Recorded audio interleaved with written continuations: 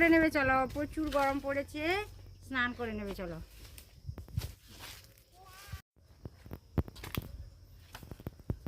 তুমি স্নান করে, গরম পড়েছে, স্নান করে নাও, স্নান করে দেবো চলো। তুমি তো কালকে স্নান করেছো, আজকে করবি না? আচ্ছা ঠিক আছে, থাকো, ছোটোটা আজকে করুক। শ্যাম্পু মেখে স্নান, শ্যাম্পু মেখে স্নান করে নাও। হ্যাঁ